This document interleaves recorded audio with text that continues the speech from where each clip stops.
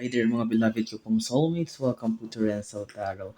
Isa naman pong soulful and meaningful na tarot reading at iba sasamahan dito sa inyong pinakamamahal laging inaabangan at sinusuportahan na Renzo Tarot channel.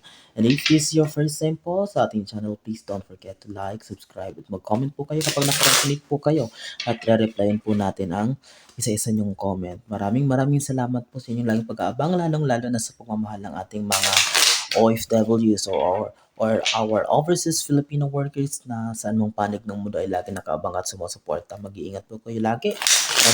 Maraming salamat po sa pagmamahal. Ang ating pong reading ngayon ay reading po para sa buwan ng February 2024 para sa ating mga pinakamamahal na nasa sign ng Taurus. Okay? Taurus, maghanda po kayo. And this is your reading. Huwag na natin pang patagalin pa.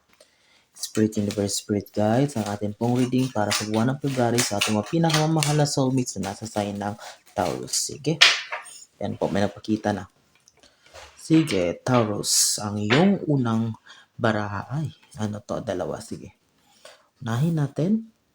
Sa iyong unang baraha, Taurus, is Eight of Wands in reverse. Okay, ibig sabihin, nakabaliktad po siya. Okay. Naka-reverse po siya. This is just showing na Taurus na parang lately naman nakaraang linggo, nakaraang buwan, or the past 3 months or taon, talagang nagsuffer ka ng mga criticisms. Maraming mga binato sa yung mga issue, paninira, inggit na alam mo yun na parang wala kang nagawa pero alam ng mundo, alam ng sarili mo na wala namang katotohanan o hindi naman totoo ang lahat. And talagang naapektuhan ka ng lahat ng ito. But dahil bumaliktad siya, or ibig sabihin dahil nag-reverse siya, it means that all of those things talagang tapos na ang lahat na ngayon. Tapos na hindi na siya maulit kasi bumaliktad na siya. And this February 2024 ay magiging simula or this will be the start na unti-unti ka nang mag-move forward sa buhay na alam mo yun na hindi ka na maapektuhan sa mga bagay at parang alam mo yun nagsawa rin sila, tumigil din sila bigla kasi wala namang katotohanan ang lahat ng mga bagay na binabato nila sa iyo, Taurus, and that's a good thing para makapag-focus ka na, para makapag-concentrate ka na sa iyong sa bagay na yun dapat pag-focusan, which is to improve your finances, stability, at lalong-lalo na sa yung pagkamit ng iyong mga pangarap sa buhay. Okay? That's our first card. At para sa pangalawang barahan natin, Taurus, ayan, pinapakita pa rin. Five of Swords na ibig sabihin tapos na. Ayan, ang kinakailangan mo dito ay dahil nalaman mo na. Ayan, na Five of Swords, tinanggal mo na, unti-unti mo na tinanggal yung mga what is this? Ang mga sword, ang mga espada, yan yung mga sakit, puot na yung naranasan. At ang nais parating ng baraha dito ng universe ay Taurus dahil nalaman mo na yung mga taong akala mo yung mapagkakatiwalaan mo yung pala sila yung nagbabackstab sa'yo, sila yung naninira sa'yo, sila yung alam mo yun, gumagawa ng masama sa'yo, ay i-cut off niya na sila. Unti-unti mong tanggalin sila sa circle ng buhay mo. Huwag ka na makikipag-communicate sila. You should start burning bridges, okay? And walang masama sa ganung bagay sapagkat yung ito naman ay makakatulong ng malaki sa iyo lalong-lalo na syempre pag hindi na tayo nakikipag-communicate sa mga taong gumawa sa atin ng masama, kahit alam mo kahit kapamilya natin sila, kahit kaibigan natin sila, kahit mahabang panahon na ating pinagsamahan, kapag malaki yung sakit na dinulot nila, ay kailangan natin silang tanggalin sa buhay natin. Okay, kasi kung hindi natin sila tatanggalin, paulit-ulit na mangyayari, paulit-ulit ka lang na masasaktan, Taurus, at ikaw ang maaapektuhan. Okay? Cut off. Tanggalin na, tama na. Wala na silang puwang sa buhay mo. Okay, Taurus. Wow. Spirit Universe, Spirit Guides, next card please para sa ating mga Taurus sa buwan ng February 2024. If this is your first time, uulitin ko sa ating channel, please. Ang dami na hulog. Please like po at kapag nakaresonate po kayo, ay mag-comment po kayo at replyan ko po kayo isa-isa. Kahit hindi po kayo Taurus, pwede po kayo manood as cross-watcher. Kung feeling nyo po ay nakaresonate kayo sa ating reading na to, ay share nyo po. Okay? Pangatlong baraha, Taurus. Two of Cups. Okay.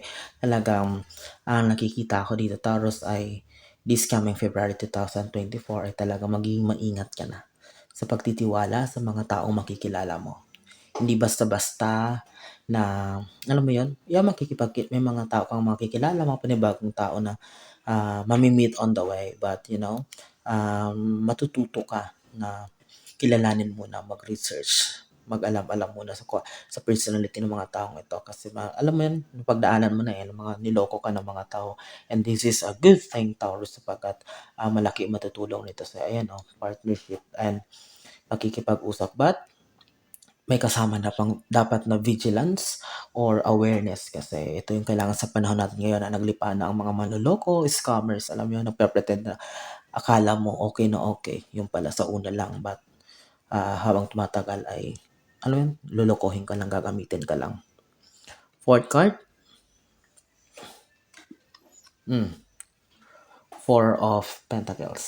Ibig sabihin, ang gustong sabihin nito ay the same pa rin.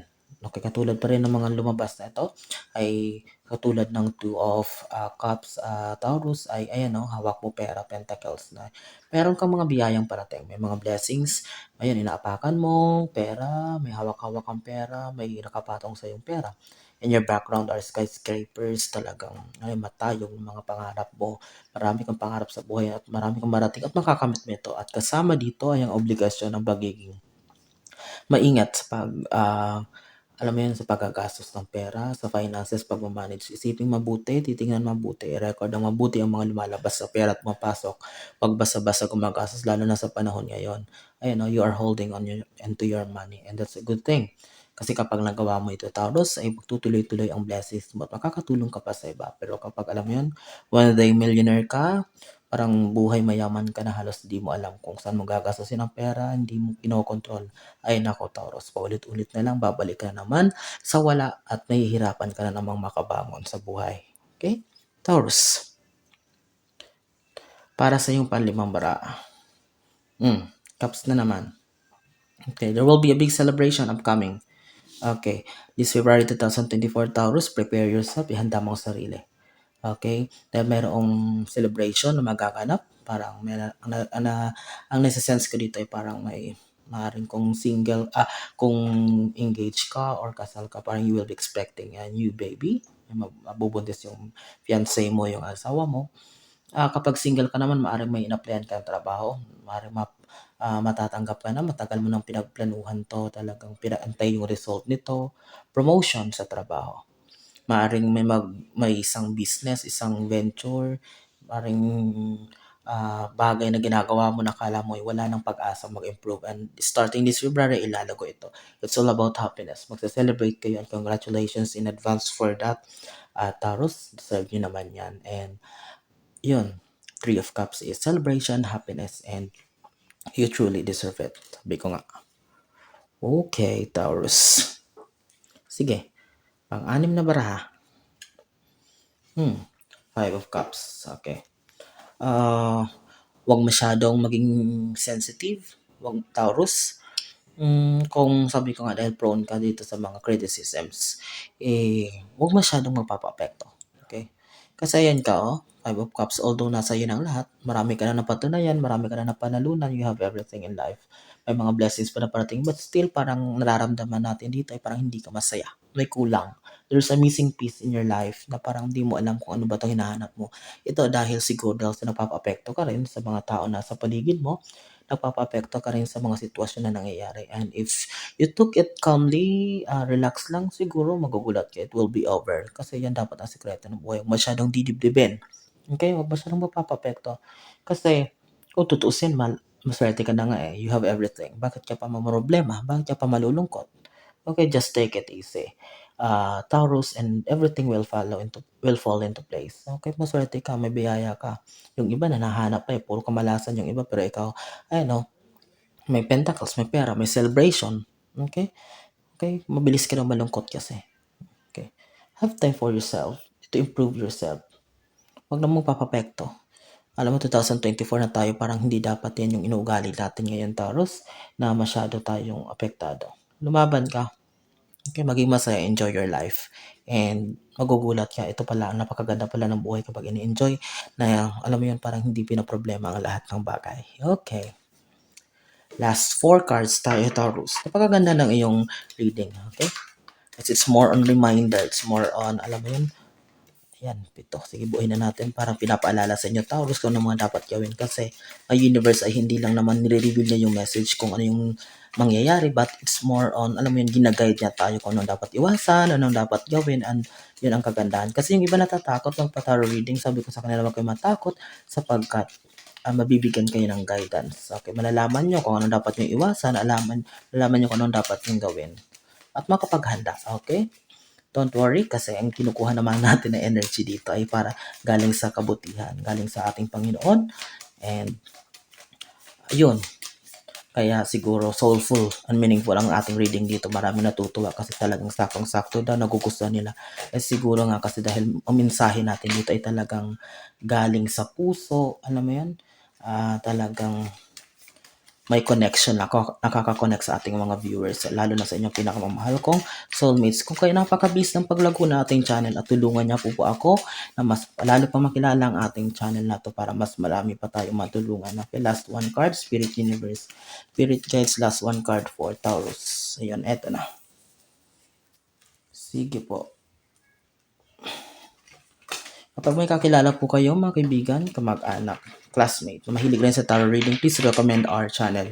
Okay? Para mas makilala po nila tayo at mabigyan din po natin sila ng soulful and meaningful na tarot reading. Okay? Para sa yung pampitong baraha, Taurus.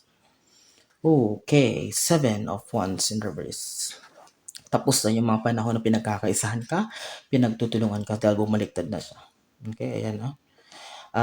Taurus, just keep going. Ayan, malinaw na pinapakita ng baraha na talagang you need to move forward. Wala ka na dapat alalahanin pa. Tapos na yung mga bagay na pinagdaanan mo. This is over now. Talagang makakahinga ka na ng malalim. Ayan, bumaliktad na siya. Ibig sabihin, wala na.